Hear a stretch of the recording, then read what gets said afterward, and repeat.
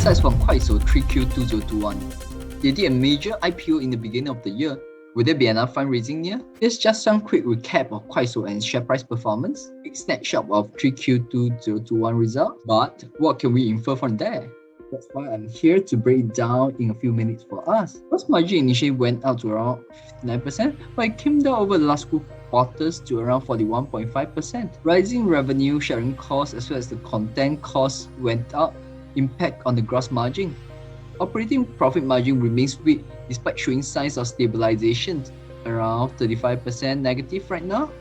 The key issue here is that promotion and marketing expenses continue to be high with no signs of abating. That's a point that I'm concerned about.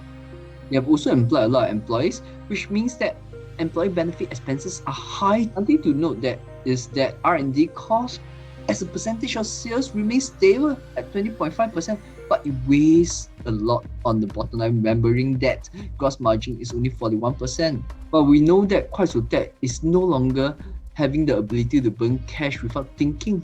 Naturally, Kuaishou Tech is aware of their problem, so they are in the midst of laying off employees, which is not only mid-level workers and low-performing workers, they're still in the process to optimize their operations, which means that there might be more news about further staff reduction going into future. But we have to know that just reducing employee benefit expenses is not enough, although it's high, 30% of the sales.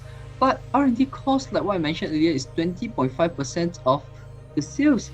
So there's also a need to think into whether R&D cost, is it a right amount, or should Kuaishou Tech reduce it further so that they can save some cash? So it's definitely not growing as fast, which only went up 7.1% compared to 2Q. And as for cost of revenue, it actually went up 11%. That's why despite improving daily average user numbers, which gone up around 30 million in the last quarter, but they have to really think through whether can they expedite the monetizing of improving operating stats. If not, the cost catch up with limited cash, you may have to do a fundraising, which is something that I'm really concerned about.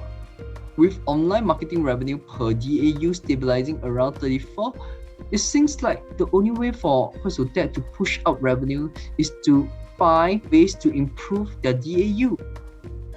Cash and cash equivalent around 34 billion RMB. While I do think Kuaishou Tech is expensive at current pricing at around 86 Hong Kong dollar, the potential fundraising exercise is a point that we really have to watch out for.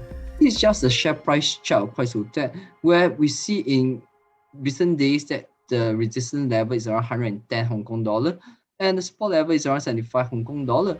We have to see whether can Kuaishou Tech push through and break through 110 to establish another support level at this level. If not, the near-term price movement is likely for Kuaishou Tech to be around 75 Hong Kong dollar to 110 Hong Kong dollar.